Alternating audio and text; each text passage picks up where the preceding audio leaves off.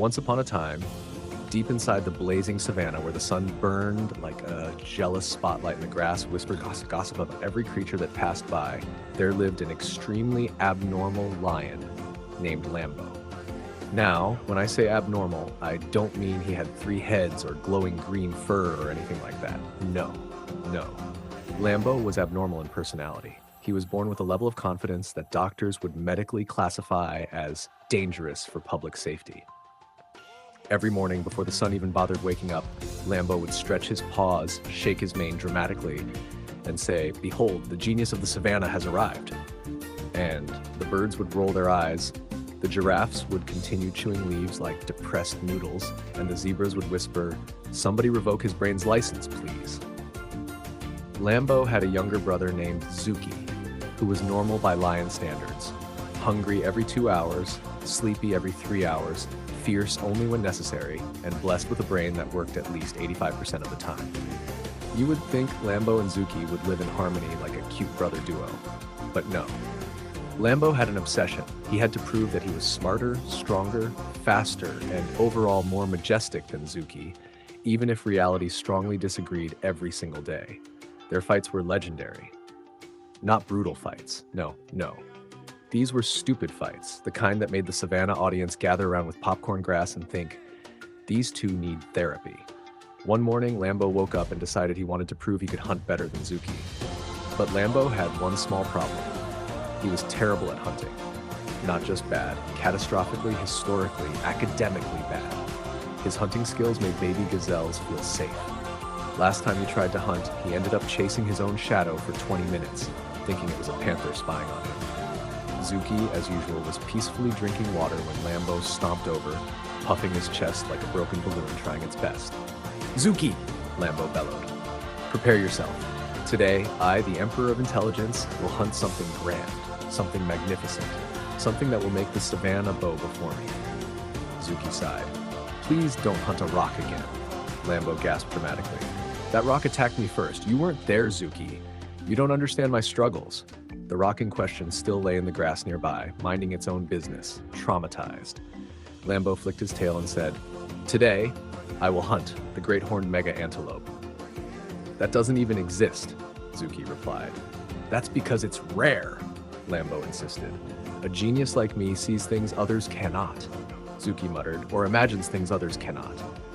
Lambo ignored him and marched away with determination fueled by absolute delusion. The animals followed him like he was a walking comedy show. Even the vultures came, hoping he'd embarrass himself enough to generate leftovers. Lambo hid behind a bush, preparing for his big moment. Unfortunately, the bush was tiny and he was huge. Most of his body was sticking out. A warthog walked by, saw him, and said, "Why are you pretending to be a plant again?" "Shh!" Lambo hissed. "I'm hunting the great horned mega antelope." The warthog blinked. "You mean the imaginary one?" "Not imaginary, invisible." Zuki, who followed from a distance, placed a paw on his face. Lambo suddenly pounced on air. He landed face first into mud. Everyone watching clapped politely, confused but entertained. Lambo sprang up, covered in mud like a sad chocolate statue. "Behold, I have captured the invisible beast." "You jumped on nothing," Zuki said. "Because it escaped," Lambo snapped back, shaking mud everywhere. "But did you see how fast I was? My speed is unmatched." Lambo strutted back home as if he'd won a championship, while the animals laughed so hard some hyenas actually choked. The next day, the rivalry continued. Lambo now believed he could roar louder than Zuki. "Watch and learn," Lambo announced, climbing a rock for extra dramatic effect. He inhaled deeply, too deeply. He accidentally swallowed a bug. He made a sound that was somewhere between a dying goat and a rusty bicycle. Zuki stepped forward and let out one clean, deep roar that made the trees vibrate. The elephants nodded respectfully. The birds fell silent. The savannah bowed to nature. Lambo coughed out the bug. "That was a warm-up," he shouted. "Anybody can roar once. Real geniuses save their strength." "Sure," Zuki said, already walking away. That made Lambo even more determined. He marched around camp, challenging random animals. "Do you think I'm smart?" he asked the zebra. The zebra said, "Define smart." "Do you think I'm strong?" he asked a monkey. The monkey said, "Emotionally or physically?" "Do you think I'm majestic?" he asked a giraffe. The giraffe said, "Majestic is a spectrum." Lambo huffed. Clearly, the savannah was full of jealous critics. He decided he would prove his intelligence once and for all by building something. Lions are not known for building things, but Lambo didn't care. He grabbed sticks, leaves, vines, rinds, rocks, and somehow a confused turtle. Lambo, Zuki said gently, please put the turtle down. He is essential to the structure, Lambo insisted. You are building a pile of garbage. It's architecture, Lambo yelled. He stepped back proudly. The structure wobbled once, twice, and collapsed on top of him. Only his tail was sticking out. The turtle crawled out unharmed and said, I want a refund. After Zuki dug Lambo out, Lambo sulked under a tree. Why is the world against my greatness? He cried dramatically. Zuki sighed and sat beside him. Lambo, no one is against you. You just don't think things through. Because I think beyond thinking, Lambo said, chest puffed. That is literally nonsense. Their mother, Queen Leona, wandered over. She was tired, very tired. Raising Lambo was like raising a tornado with confidence issues.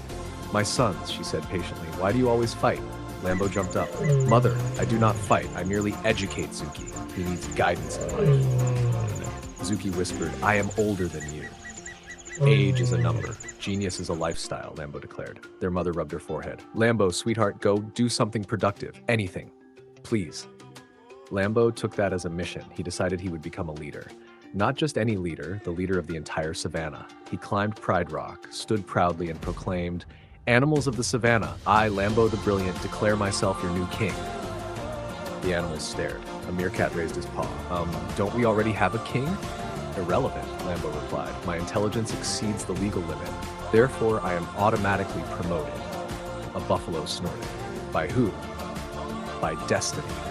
Another pause, then laughter exploded everywhere. Even the rocks seemed to laugh. Lambo puffed his chest. Fine, I will prove my worth with a royal challenge. Whoever wants to test me, step forward. A lizard stepped forward. Very well, solve this. What is 2 plus 2? Lambo froze. He avoided math like a gazelle avoids mortgages. A large number? 4, the lizard said. Yes, that is what I meant. The animals groaned. Zuki, embarrassed, said, Lambo, maybe leadership isn't your thing. Then what is my thing? Lambo cried dramatically. Their mother smiled gently. Lambo, your thing is being you. But I want a special talent. Your talent, she said, is making everyone laugh. Lambo would laugh. At me? Not at you, she corrected. Because of you. Lambo looked around. The animals nodded. They weren't mocking him. They genuinely enjoyed his chaotic existence. He made life interesting. He brought entertainment. He brought unpredictability. He brought absolute madness in the most adorable way. Lambo sat silently, thinking for once. Then he grinned. So you mean I am the savannah's hero of joy? Sure, Zuki said. Let's go with that. Lambo stood proudly. From that day onward, he embraced his role. Every morning, he woke up and declared, the king of comedy has arrived. And the savannah cheered, but the rivalry didn't stop. Oh no. Lambo still fought with Zuki almost every day. Not serious fights, stupid fights.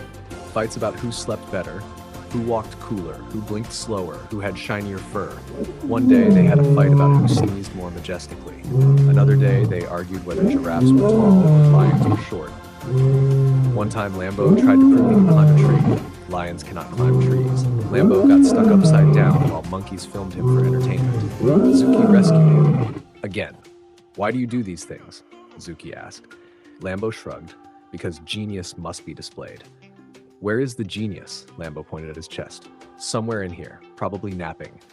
Another time, Lambo tried to roar at thunder to establish dominance. The thunder struck a tree, frightening Lambo so badly he ran into Zuki's arms screaming, the sky is angry with me! Zuki hugged him. Maybe apologize to the sky. Lambo yelled, sorry, sky. The clouds rumbled. Lambo fainted. Life continued with the same beautiful stupidity. One day, Lambo decided to write the Book of Lambo Wisdom. The book included gems like, if it moves, chase it. If it doesn't move, stare at it until it becomes uncomfortable.